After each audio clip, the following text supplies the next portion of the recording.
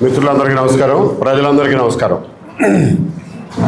ఆంధ్రప్రదేశ్లో మైనింగ్ వ్యవహారాలు ఒకళ్ళ చేతుల్లోంచి ఒకళ్ళ చేతుల్లోకి మారినాయి అంతే తప్ప ఆ వ్యవహారాలు ఏవి అందులో అవినీతి కానీ దౌర్జన్యం కానీ గోండాయిజం కానీ ఏం మారలా. ఒకప్పుడు జగన్ మైనింగ్ కంపెనీ వల్ల ఇవాళ లోకేష్ మైనింగ్ కంపెనీలో లేకపోతే టీడీపీ మైనింగ్ కంపెనీలో అయినాయి అంతే తప్ప లోకేష్ గారి పేరు ఎందుకు తీసుకుంటున్నామంటే ఆయనే చెప్పారు ఇవాళలో మేము ఇవన్నీ మార్చేస్తాం, మీకు ఎటువంటి పాలసీ కావాలో తెల్లకాయితే ఇస్తామా దాని మీద రాసి ఇవ్వండి, మీరు చెప్పినట్టు చేస్తామని. మరి ఎవరు రాసి ఇచ్చారో మళ్ళీ అదే జగన్ కంపెనీలు కావాలని మరి ఈయన ఆజ్ఞ మళ్ళీ తీసుకొచ్చారు.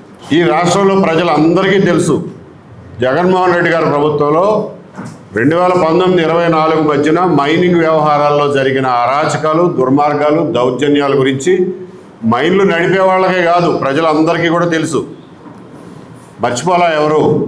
ఒకప్పుడు మంత్రులుగా చేసిన వాళ్ళ మైన్లు బలవంతాన్ని ఎట్ట రాయించుకుని పార్టీలు ఎట్ట మార్పించుకున్నారో చూసాం.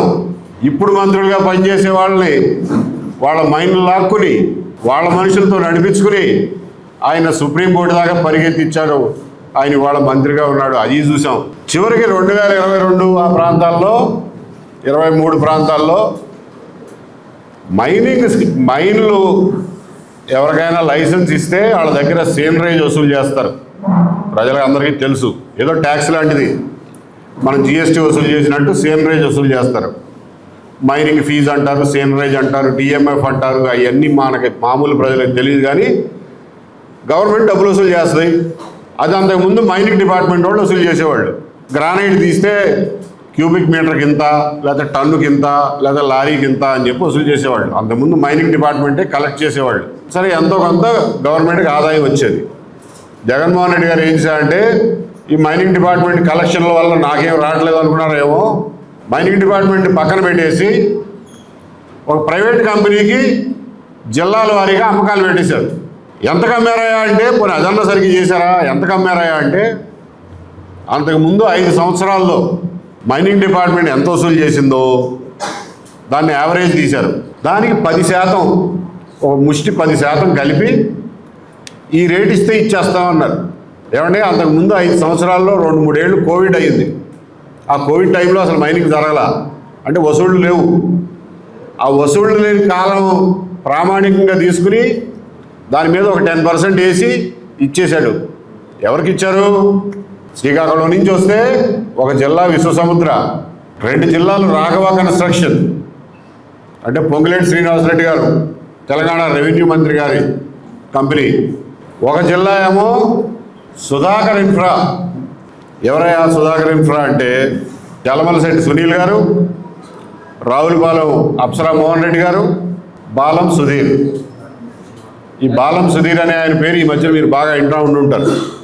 ఎందుకంటే ఇప్పుడు అన్నీ ఆయనే చక్రం తిప్పుతున్నారు అని చెప్పి పేపర్లో వస్తున్నాయి. ఎంతవరకు నిజమో ఎంతవరకు అబద్ధమో తెలియదు కానీ సో వీళ్ళ కంపెనీకి ఈస్ట్ గోదావరి ఇచ్చారు.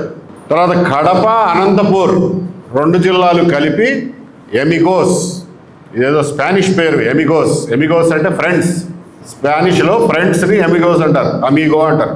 అమీగోస్ ఏ ఫ్రెండ్స్కి ఇచ్చారయ్యా అంటే పెద్దిరెడ్డి రామచంద్రారెడ్డి గారు, చెవిరెడ్డి భాస్కర్ రెడ్డి గారు, వాళ్ళిద్దరికి ఇచ్చారు. ఇక గుంటూరు జిల్లా ఏఎంఆర్ అనే కంపెనీకి ఇచ్చారు. అది అప్పట్లో ఆయన ఇచ్చినటువంటి 7 జిల్లాల కాంట్రాక్టులు. ఎంతకి ఇచ్చారు? కరోనా టైంలో ఎంత డబ్బులు వసూలైనాయో సుమారుగా ఆ రేంజ్లో ఇచ్చారు. సరే అందరూ తీసుకున్న వాళ్ళందరూ బాగానే సంపాదించుకున్నారు, అది అయిపోయింది. అప్పట్లోనే ఈ ప్రైవేట్ కంపెనీలు రోడ్ల మీద పడి జనాన్ని ఆఫ్ చేసి, ట్రాక్టర్లు ఆఫ్ చేసి, మట్టి తీసుకెళ్ళనీయకుండా, గ్రావెల్ తీసుకెళ్ళనీయకుండా, అరే ఇంటి ముందు పల్లం మెరక చేసుకోవడానికి గ్రావెల్ తీసుకెళ్తున్నా కానీ ఆపి డబ్బులు వసూలు చేయడం అప్పట్లోనే జరిగింది. దాని మీద గొడవలైనవి, పేపర్లో వచ్చింది. అప్పుడు యువగళంలో లోకేష్ గారు ఇచ్చినటువంటి ప్రామిస్లు ఏంటంటే చూసారా ఎంత దారుణంగా ఉందో. రాయల్టీ కలెక్షన్లు కూడా ప్రైవేటైజ్ చేశారు. వాళ్ళు ఏమో అందరిని ఏడిపిస్తున్నారు. మేము వచ్చి మొత్తం మార్చేస్తాం, పాత సిస్టమ్ తీసుకొస్తాం, మీకేం పాలసీ కావాలో తెల్లకాయ తీస్తున్నాను రాసివ్వండి అన్నారు. అయిపోయిందా సంబడం? ఎలక్షన్స్ అయిపోయినాయి. ఎలక్షన్ అయిపోయిన వెంటనే కొంత రెవల్యూషన్, విప్లవం వచ్చింది. మేము ఈ ప్రైవేట్ కంపెనీలు కట్టం పోమని చెప్పి జనం కొంచెం ఎదురు తిరిగారు. తిరిగితే ఒక 3 నెలల పాటు మైనింగ్ డిపార్ట్మెంట్తోనే నడిపించారు. మైనింగ్ డిపార్ట్మెంట్తోనే వసూలు చేయించారు. జనం కొంచెం మెత్తబడిపోయి దాదాపుగా ఇది వైసీపీ 2.0 గవర్నమెంట్ లాగా ఉంది అనే నిర్ణయానికి వచ్చిన తర్వాత అప్పుడు మళ్ళీ టెండర్లు తెరిచారు. పాత సిస్టమ్ అంటే ఆయన చెప్పింది అప్పుడేమో పాత సిస్టమ్ అన్నాడు, ఇప్పుడు పాత సిస్టమ్ అంటే జగన్ సిస్టమ్ అని మళ్ళీ తెచ్చాడు. ఆయన లెక్కలో పాత సిస్టమ్ అంటే అదంట, మనకే అర్థమై సావాలా. సో జగన్ సిస్టమ్ అని తీసుకొచ్చాడు. ఏం చేశారు, 5 జిల్లాలకి టెండర్లు పిలిచారు. 5 జిల్లాలు, సరే ఏం జిల్లాలు అన్నది అప్రస్తుతం, ఇవన్నీ మర్చిపోతారు మీరు.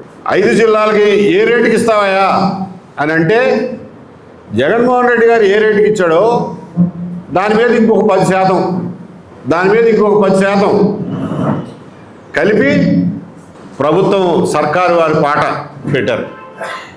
సర్కారు వారి పాట ఎంతంటే జగన్ గారి పాట ప్లస్ 10%.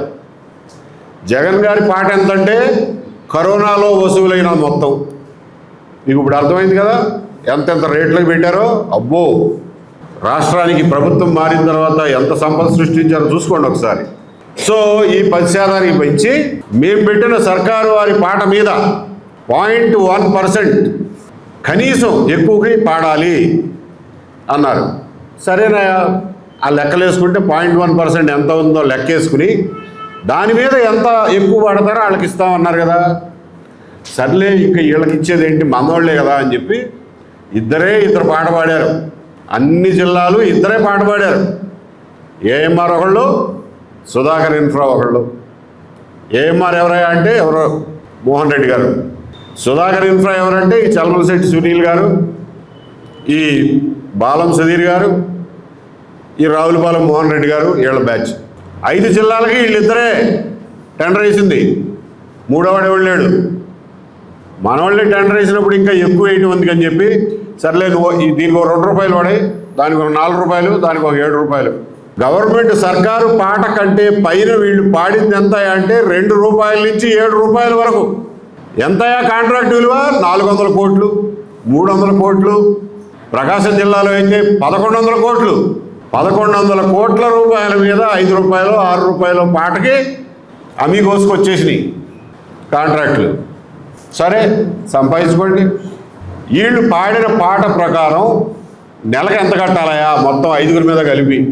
ఇప్పుడు ఈ 5 జిల్లాల్లో ఒకటి చెప్తాయినండి. ఈ 5 జిల్లాల్లో ఒక జిల్లానే, కర్నూలు జిల్లా ఒక్కటే సుధాకర్కి వెళ్ళింది.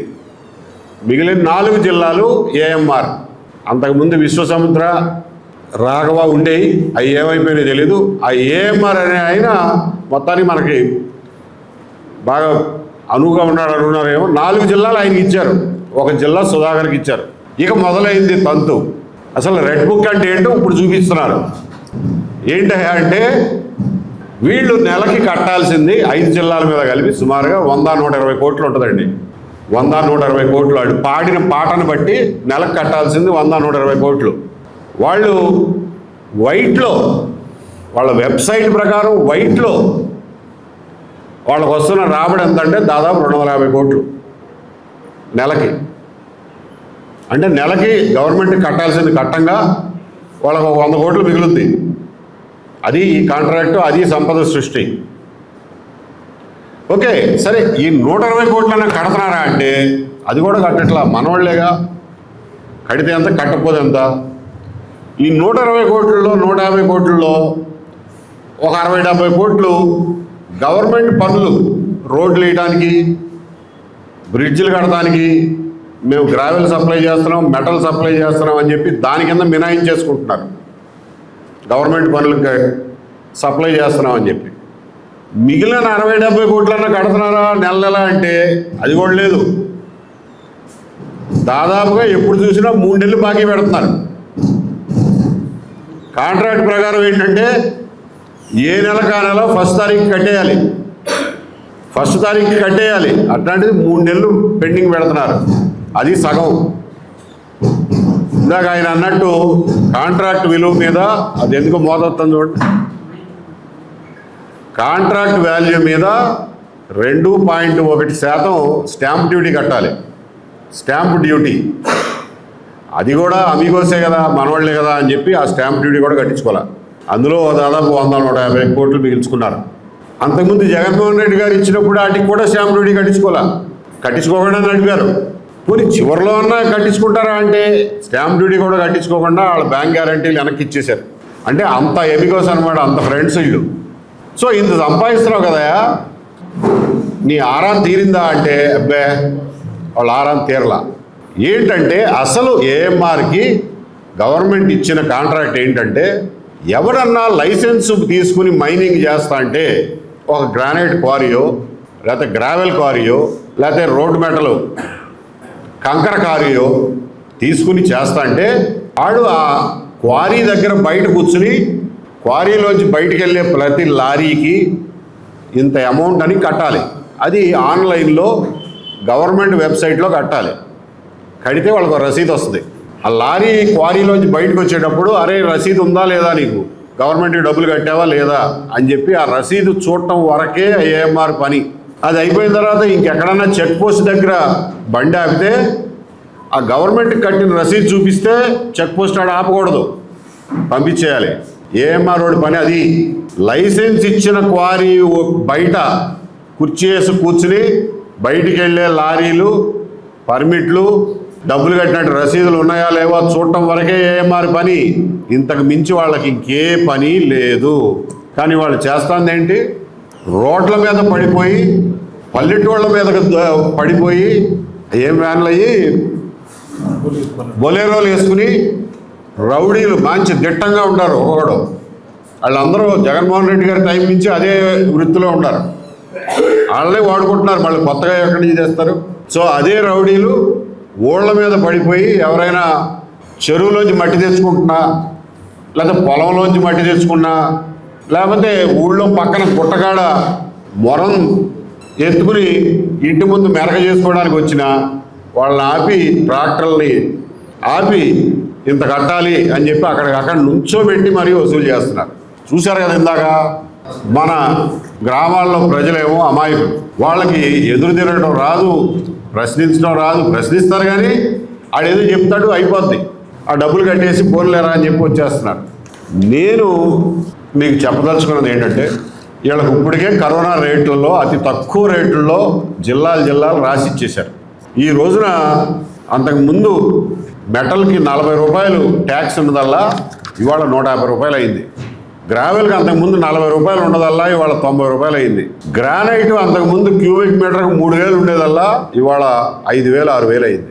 అంటే ఏమి చేయకుండా గవర్నమెంట్ ఇచ్చిన కాంట్రాక్టు వరకు క్వారీ బయట కూర్చుని ఆ డబ్బులు వసూలు చేసుకున్నా కానీ వాళ్ళకి డబల్ ఎంతకు పాడారో అంతకంత మిగులుద్ది.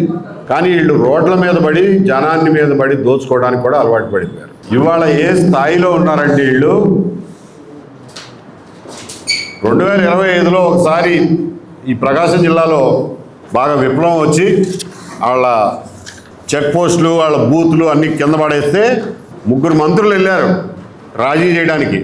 3 మంత్రులు కూర్చొని రాజీ చేశారు ఏఎంఆర్కి ఎన్నో గ్రానైట్ కంపెనీలకి. ఏమని రాజీ చేశారా అంటే, గవర్నమెంట్కి కట్టాల్సింది వేరు, మాకు కట్టాల్సిన క్యాష్ వేరు అని చెప్పి రాజీ చేశారు.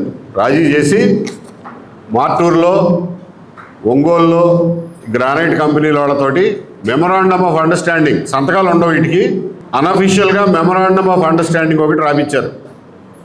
అంటే నువ్వు గవర్నమెంట్కి కట్టాల్సింది ఏంటి, వీళ్ళు ఈ గ్రానైట్ కటింగ్ ఇండస్ట్రీ ఉంది. గ్రానైట్ కటింగ్ ఇండస్ట్రీలో సింగిల్ బ్లేడ్కి అయితే 35,000, మల్టీ బ్లేడ్కి అయితే 70,000 అని చెప్పి గవర్నమెంట్ వసూలు చేస్తుంది. అది కాకుండా ఇవాళ సింగిల్ బ్లేడ్ లేవు, అన్ని మల్టీ బ్లేడ్లే. గవర్నమెంట్కి కట్టే 70,000 కాకుండా మాకు 80,000 కట్టాలి, కడితేనే మిమ్మల్ని నడపనిస్తాం అని చెప్పి ప్రతి ఒక్కళ్ళ దగ్గర 80,000కి ఎంఓఏలు చేసుకున్నారు. ఒంగోలు మిల్లులతోనూ మార్టూరు మిల్లులతోనూ. వాళ్ళు ఏం చేస్తారు, వ్యాపారం చేసుకునే వాళ్ళు. 3 మంత్రులు వచ్చి పంచాయతీ చేస్తే వాళ్ళు కాదనే శక్తి అడగాడుంది. ఇవాళ కట్టుకుంటున్నారు, వాళ్ళు ఈ లెక్కలో కట్టుకుంటున్నారు. ఇది కాకుండా మళ్ళా ఫినిష్ గూడ్స్ మీద టన్నుకు 1400. అసలు ఇది ఒక రకం కాదు. సరే వాళ్ళు లైసెన్స్ తీసుకుని వ్యాపారం చేసేవాళ్ళు. పల్లెటూరులో చెరువులో మట్టి తీసుకొచ్చేవాడికి నా మీద దౌర్జన్యం ఏంటాయా ఇది ఎక్కడ అన్యాయం? ఇది ఇట్లా ఉంటే పాట పాడిందే తక్కువ రేటుకి, అది కూడా సగం కట్టవు. ఇవాళకి ఫర్ ఎగ్జాంపుల్ విశాఖపట్నం జిల్లాలో 40 కోట్ల రూపాయలు పెండింగ్ ఉంది, బాకీ ఉంది, కట్టరు. కట్టినప్పుడు కడతాం, తర్వాత మాట్లాడదాం అంటారు. వీళ్ళు అన్అఫీషియల్గా ఇట్లా క్యూఆర్ కోడ్లు ఇస్తారు. ఇది ప్రైవేట్ క్యూఆర్ కోడ్, ఇది గవర్నమెంట్ ఏం సంబంధం లేదు. క్యాష్ వసూలు చేసి వాడే క్యూఆర్ కోడ్ ఇచ్చుకుని వేరే చెక్ పోస్ట్ దగ్గర ఎవరైనా ఆపితే ఈ క్యూఆర్ కోడ్ చూపిస్తే పంపిస్తాడు. ఇది పరిస్థితి. ఇట్లా ఉందండి అని చెప్పి వాళ్ళ ఆఫీసరే రాశాడు. ఎప్పుడిది? మొన్న మే 2026లో వాళ్ళ ఆఫీసరే రాశాడు ఇన్స్పెక్షన్ చేసి, వీళ్ళు అనధికారికంగా వసూలు చేస్తున్నారండి, ఒక ప్యారలల్ సిస్టమ్ మెయింటైన్ చేస్తున్నారు. గవర్నమెంట్ వెబ్సైట్ వేరు, ఆడి వెబ్సైట్ వేరు. గవర్నమెంట్ కట్టే డబ్బులు వేరు, వీళ్ళకి కట్టే డబ్బులు వేరు. అంటే మెక్డొనాల్డ్ మూర్తి గారిలాగా తనదంటూ ఒక ప్రపంచాన్ని సృష్టించుకున్నారు వీళ్ళు. వాళ్ళ వసూళ్లు వేరు, వాళ్ళ వ్యవస్థ వేరు, ప్యారలల్ వ్యవస్థ అనమాట, సమాంతర వ్యవస్థ. ఈ రోజున రౌడీలు, గుండాలు, దుర్మార్గులు, దౌర్జన్యం చేసేవాళ్ళు ఇవాళ ఒక సమాంతర పరిపాలనా వ్యవస్థ నడుపుతున్నారు ఈ రాష్ట్రంలో. అది మనం గుర్తుపెట్టుకోవాల్సింది. సర్లేవా, నువ్వు ఇవన్నీ చాలామంది పేపర్లో రాశారు, చాలా వీడియోలు వచ్చినాయి చూసాం, కానీ ఇప్పుడు ఏం చేయమంటావు అంటారు మీరు. నేను చెప్పేది ఏంటంటే ప్రజలారా, ఈ దుర్మార్గానికి మనం తలంచాల్సిన అవసరం లేదు. ఈ దౌర్జన్యాన్ని మనం చూస్తూ సహించాల్సిన అవసరం లేదు. మనకి ఎదుర్కోవడానికి, దీనికి ఎదురు తిరగడానికి, వాళ్ళని పక్కకు తోసేయడానికి మనకు పూర్తి హక్కులు రాజ్యాంగం ఇచ్చింది, చట్టం ఇచ్చింది అని చెప్పి ప్రజలకు తెలియజేయడం కోసమే ముఖ్యంగా ఈ ప్రెస్ కాన్ఫరెన్స్. ఈ రోజున ఏమనుకుంటున్నారంటే పాలకులు కానీ, ఈ సంపద సృష్టికర్తలు కానీ, ఈ ఏఎంఆర్లు కానీ ఏమనుకుంటున్నారంటే మనం ఏం చేసినా చెల్లిపోద్ది, ప్రజల నోట్లో నాలుగు లేని వాళ్ళు, పోలీసులు మన దగ్గరే ఉన్నారు, మైనింగ్ డిపార్ట్మెంట్ మన దగ్గరే ఉంది, మీడియా మన చేతుల్లోనే ఉంది, జగన్మోహన్ రెడ్డి గారు కూడా మన చేతుల్లోనే ఉన్నాడు. మనకి ఏంటి భయం? ఇంకా ఎవడు మనకు అడ్డొచ్చేది అనే పరిస్థితిలో ఉన్నాం. జగన్మోహన్ రెడ్డి గారి చేతుల్లో ఉన్నాడని ఎందుకు అంటున్నాం అంటే, ఈ కంపెనీలన్నిటికీ ముందు ఇచ్చి అలవాటు చేసింది ఆయన, ఒకటి. రెండు, అదే దుర్మార్గాన్ని వాళ్ళు కంటిన్యూ చేస్తా అంటే ఆయన ఒక్క ప్రెస్ కాన్ఫరెన్స్లో మాట్లాడు. సాక్షిలో ఎప్పుడో ఒకసారి తూతు మంత్రంగా రాసి వదిలేస్తారు, దాని మీద ఏ క్యాంపెయిన్ ఉండదు. గప్చిప్గా కూర్చున్నారు అందరూ. ఎంతసేపు ఏవి ఉపయోగం లేని సంవత్సరం కింద జరిగిన డిఎస్సి గురించి రోజు రాస్తూనే ఉంటారు. దాని మీద వృద్ధులతో జంజీ పోరాటాలు చేస్తూనే ఉంటారు. ఈ మాత్రం మాట్లాడరు. ఎందుకంటే ఇందులో వాటా వస్తుంది కాబట్టి. లేదా ఎందుకు మాట్లాడరు? మీకు బాధ్యత లేదా ప్రతిపక్షంగా? ఎందుకు మాట్లాడరు మీరు? గ్రామాల్లో ఇంత దుర్మార్గం జరుగుతుంటే ఎందుకు ఆపరు? ఆత్మని ఎందుకు చెప్పరు? కాబట్టి ఇవాళ ప్రజలు మనంతటా మనమే దాన్ని ఆపాల్సినటువంటి అవసరం ఉంది. దీనికి కావాల్సినటువంటి సామగ్రి, మానసిక సామగ్రి మీకు ఇవ్వడం కోసమే ఇవాళ ఈ ప్రెస్ కాన్ఫరెన్స్. ప్రజలారా, ఏఎంఆర్ కంపెనీకి ఇచ్చినటువంటి కాంట్రాక్టు టెండర్ కాగితం ఇది. అందులో దాని నెంబర్ ఎంత? 11.4. గుర్తుపెట్టుకోగలిగితే గుర్తుపెట్టుకోండి. 11.4 టెండర్లో 11.4. 11 అంటే జగన్మోహన్ రెడ్డి గారు గుర్తొస్తారు, 4 అనేది గుర్తుపెట్టుకోండి. 11.4 టెండర్. ఆ రూల్ ప్రకారం నువ్వు నా దగ్గర వసూలు చేయడానికి వీల్లేదు, పోరా అనండి. లేదంటారా? ఇంకా సులభంగా గుర్తుపెట్టుకునే చెప్తా. 10G ఏంటి? ఇంత పెద్ద పుస్తకం, మైనింగ్ రూల్స్లో 10G. గ్రామాల్లో 10G అంటే అందరికీ తెలుసు, గుళికలు. 10G గుళికలు వేస్తారు, గుర్తుందా? లద్ది పురుగులకి మొవ్వుల్లో వేసేవాళ్ళం, ఇప్పుడు తగ్గించారు. 10G గుళికలు గుర్తుపెట్టుకోండి. 10G మైనింగ్ రూల్స్ గుర్తుపెట్టుకోండి. ఇంకొకటేమో 11.4 వీలుంటే గుర్తుపెట్టుకోండి. వీటి ప్రకారం నువ్వు వసూలు చేయడానికి వీలు లేదు, పోరా అనండి. లేదు, వాడు ట్రాక్టర్ ఆపి నువ్వు డబ్బులు కడితే తప్ప ముందుకు వెళ్ళనివ్వను అని అంటే ఆయన్ని పక్కకు తోసేసి ట్రాక్టర్ని ముందుకు తీసుకెళ్ళండి. మీకు చట్టపరమైన రక్షణ ఉంది, చట్టపరమైన హక్కు ఉంది, రాజ్యాంగపరమైన రక్షణ ఉంది అని తెలియజేస్తున్నా. భారతీయ న్యాయ సంహిత కొత్తగా వచ్చిన ఐపీసీలో ఈ ఒక్క నెంబర్ గుర్తుపెట్టుకోండి. 34 బిఎన్ఎస్లో 34. ఆ నెంబర్ గుర్తుపెట్టుకోండి చాలు. ఎవరైనా పోలీసు వాళ్ళు వస్తే తర్వాత వచ్చి ఆయన పక్కకు దోసావంట, ఎందుకు దోసావు, నీకే హక్కు ఉందంటే 34 అని చెప్పండి పోలీసు వాడికి. 34 ఏం చెబుతాయా అంటే చెప్తా, ఏం చెబుతావు రాసి ఉండదు చెప్తా. Nothing is an offence which is done in the exercise of the right of private defense. Nothing is an offense which is done in the exercise of the right of private defense. తెలుగులో చెప్పాలంటే ఆత్మరక్షణార్థం చేసిన ఏ పని కూడా నేరం కాదు. ఆత్మరక్షణార్థం చేసిన ఏ పని కూడా నేరం కాదు. అందులో సెక్షన్ 35 ఏం చెబుద్దంటే ఆత్మరక్షణ అంటే కేవలం శరీరం రక్షణే కాదు, ఆస్తి రక్షణ కూడా ఆత్మరక్షణ కిందే వస్తుంది. మీకు ఈ సెక్షన్లన్నీ గుర్తుపెట్టుకోలేరు కానీ 34 గుర్తుపెట్టుకోండి. ఎవరన్నా వస్తే 34 అని చెప్పండి చాలు. వాడు చేసేది ఎంత నేరం అంటే ఏఎంఆర్ ఆడు చేసేది పల్లెటూరులో మీ మట్టి ట్రాక్టర్ని ఆపినాడు అతను సెక్షన్ 126(1), 308(1), 309 సెక్షన్లను అతిక్రమిస్తున్నాడు. Wrongful restraint, extortion, attempt to robbery, ఇది దోపిడీ. చట్టం ప్రకారం వాడు చేసేది దోపిడీ, రాబరీ, దొంగతనం, ఎక్స్టార్షన్. కాబట్టి దాన్ని ఆపటానికి మిమ్మల్ని మీరు రక్షించుకోవడానికి మీకు పూర్తి హక్కులు ఉన్నాయి. మీ ఒకళ్ళ వల్ల చేత కాకపోతే గ్రామస్తుల్ని పిలిచి వాళ్ళ సహాయం తీసుకునే హక్కు కూడా మీకుంది. మీకు సహాయంగా వచ్చిన గ్రామస్తులకు కూడా ఈ చట్టపరమైనటువంటి రక్షణ వాళ్ళకు కూడా ఉంది. ఆత్మరక్షణ అంటే మన సొంతానికి మనం రక్షించుకోవడం కాదు, పక్కన నుండి రక్షించడానికి మనం వెళ్ళినా కానీ మనకి ఆ చట్టం మనం కూడా రక్షిస్తుంది. ఇది చట్టం చెప్పేది. ఏమారాడు గనక ఏ గుండాగాడు పల్లెటూరులో ట్రాక్టర్ ఆపినా వాడిని పక్కకు దోసేసి ట్రాక్టర్ ముందు నడిపించండి, మీకు పూర్తి రక్షణ ఉంది చట్టపరంగా. కొన్ని ఏఎంఆర్ఓలు కాకుండా ఎవరినో పంపించి నేను పంచాయతీ ఆఫీసర్నో లేకపోతే పక్క గ్రామ విఆర్ఓనో ఇంకొకటో అంటే మాత్రం కొంచెం ఆలోచించండి. ఓహో, ఈయన గవర్నమెంట్ ఆఫీసర్ రూపంలో వచ్చాడనమాట. వస్తే 2 విషయాలు గుర్తుపెట్టుకోండి. అయ్యా మీరు గవర్నమెంట్ ఆఫీసర్ అంటున్నారు కదా, మీ ఐడి కార్డు చూపించండి, మీ పేరు చూపించండి, అది ఒకటి తీసుకోండి. మీరు ఏ పని మీద వచ్చారు? నేను చెరువులో మట్టి తెచ్చుకుంటున్నా. చెరువులో మట్టి తెచ్చుకోకుండా ఆపాల్సింది ఎవరు? రెవెన్యూ వాళ్ళు ఆపాలి. వేరే వాళ్ళకి ఏమి చెరువు మీద అధికారం లేదు. చెరువులో మట్టి తెచ్చుకుంటా అంటే మైనింగ్ వాళ్ళు రావడానికి వీల్లేదు, లేకపోతే పోస్ట్ మ్యాన్ రావడానికి వీల్లేదు. పోస్ట్ మ్యాన్ వచ్చి ఆపితే మీరు ఆగాల్సిన పని లేదు. వాళ్ళు 2 కండిషన్లు ఉంటాయి గవర్నమెంట్ ఆఫీసర్లు మన మీద అధికారం చెలాయించడానికి. వాళ్ళు వాళ్ళ ఆఫీసు పని వాళ్ళకి అప్పచెప్పిన డ్యూటీ అయితేనే మన మీదకి రావాలి. ఎవడు పడితే వాడు మన మీదకి రావడానికి వీల్లేదు. అప్పచెప్పిన డ్యూటీ అయితేనే మన మీదకి రావాలి. ఇన్ గుడ్ ఫెయిత్, సరైనటువంటి ఆలోచనతో మన దగ్గరికి రావాలి తప్ప గవర్నమెంట్ ఆఫీసర్ వచ్చి 500 కట్టే ఏఎంఆర్ఓడికి ట్రాక్టర్ పోనిస్తాను అని అంటే it is not in good faith. అటువంటి గవర్నమెంట్ ఆఫీసర్ మాట వినాల్సిన అవసరం కూడా లేదు. బట్ ఎనీవే, కంగారు పడమాకండి, గవర్నమెంట్ ఆఫీసర్లు ఎవరు రారు. ఇంత దుర్మార్గంలో డైరెక్ట్గా పాలు పంచుకోవడానికి ఏ గవర్నమెంట్ ఆఫీసర్ రిస్క్ తీసుకోడు.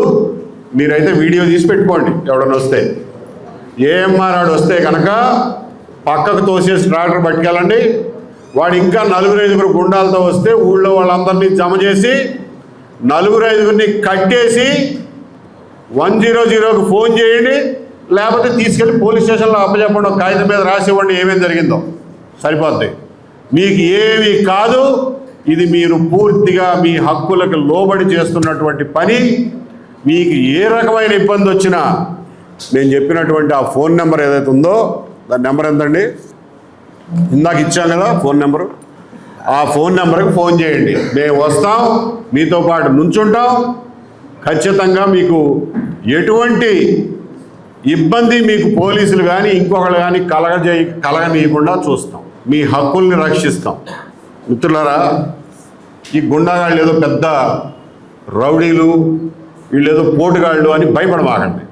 వీళ్ళంతా మనీలో బ్రహ్మానందం లాంటి గుండాగాళ్ళు. బయటికి చెప్పుకుని తిరగడమే. ఒక ఆటోలో వేసుకుని బ్రహ్మానందం ఎట్టయితే అటు ఇటు తిరుగుతూ ఉంటాడో, వీళ్ళు ఒక బొలేరో వేసుకుని తిరుగుతున్నారు. ఎవడరా నువ్వు నా బండి ఆపడానికి నువ్వెవడరా అని చెప్పి ఎదురు తిరిగి అడగండి, తోక ముడిచి పారిపోతారు.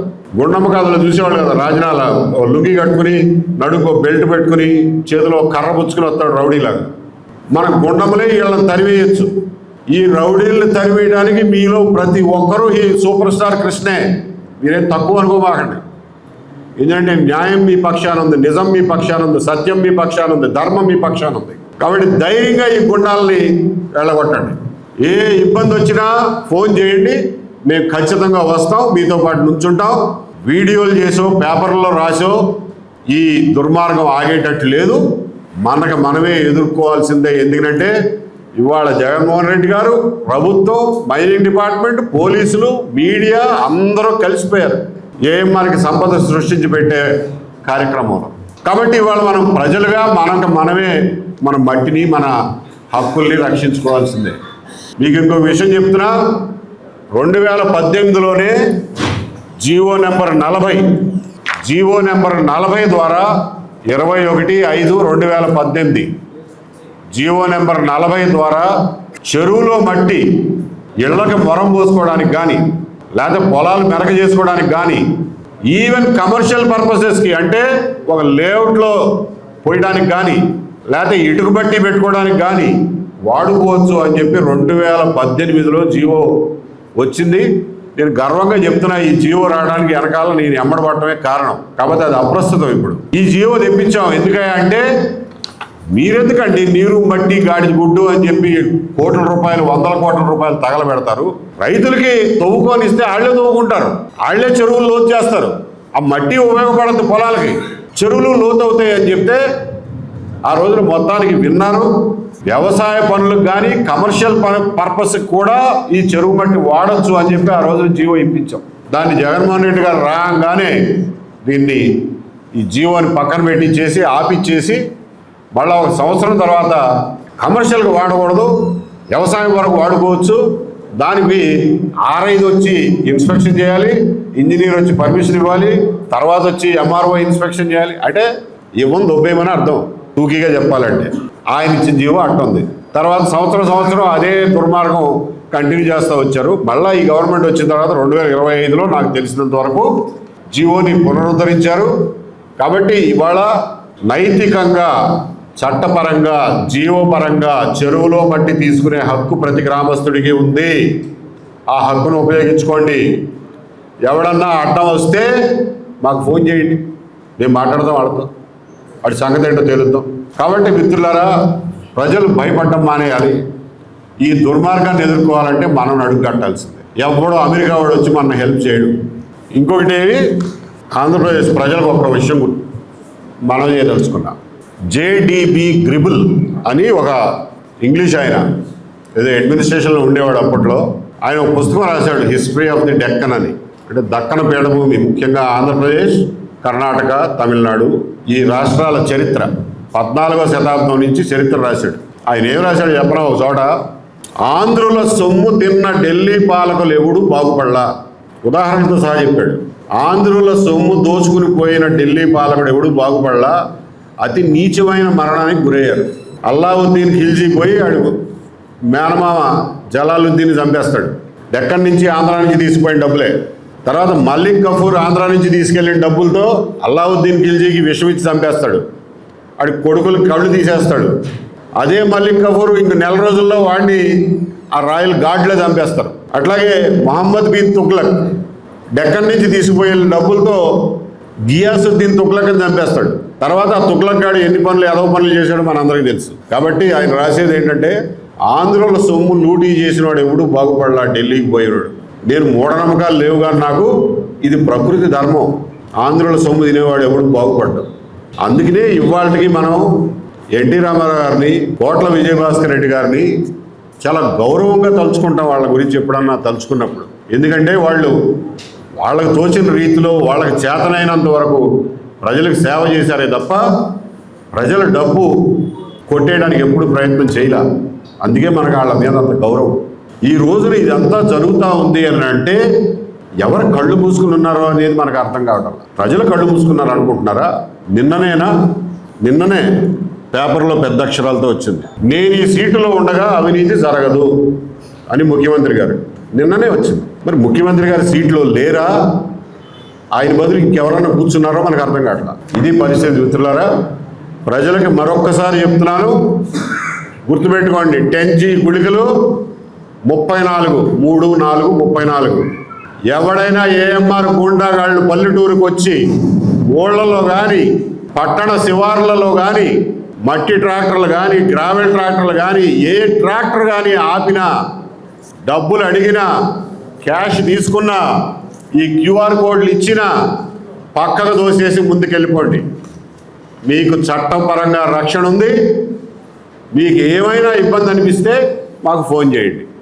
అసలు అవసరం పడదు, మాకు ఫోన్ చేయాల్సిన అవసరం. మీకు అవసరం పడితే మాత్రం మేము ఎప్పుడు తయారుగా ఉంటాం. పగలు రాత్రి ఎప్పుడైనా సరే ఫోన్ చేసి చెప్పండి, మేము వచ్చి అక్కడ నుంచి ఉంటాం. మాటలు చెప్పడం కాదు. ఫోన్ నెంబర్ చెప్పారు ఇందాక, మళ్ళీ ఒకసారి చెప్తున్నా.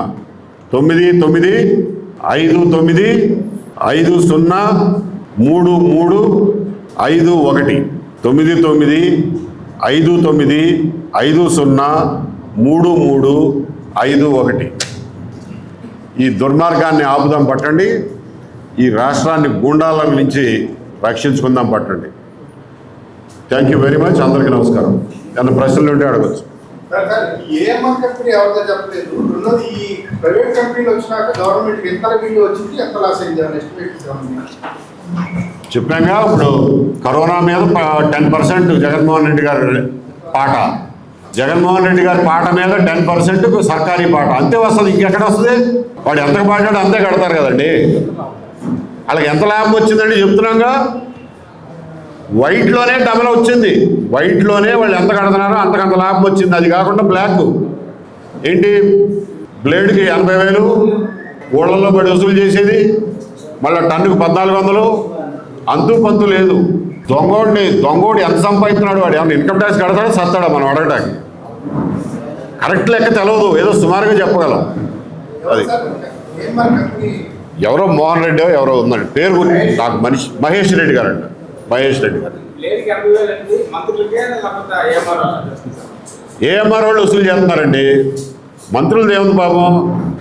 రేపు వెళ్ళి విజయ డైరీ చైర్మన్ కాడ రిజిగ్నేషన్ లెటర్ పట్టరారా అంటే పట్టుకొస్తారు. మన ఏఎంఆర్కి ఏదో ఇబ్బంది వచ్చిందని అక్కడ గొడవ అవుతుందండి, వెళ్ళి కూర్చొని సెటిల్ చేయండి అంటే వెళ్ళి అక్కడ ఎంఓయూలు రాపించి వస్తారు. వాళ్ళ చేతుల్లో ఏముంది?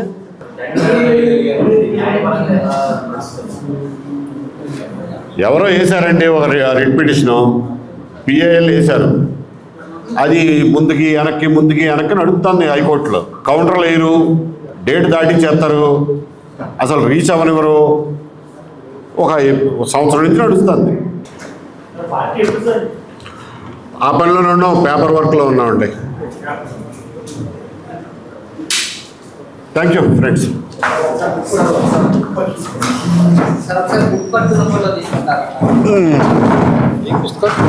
భలే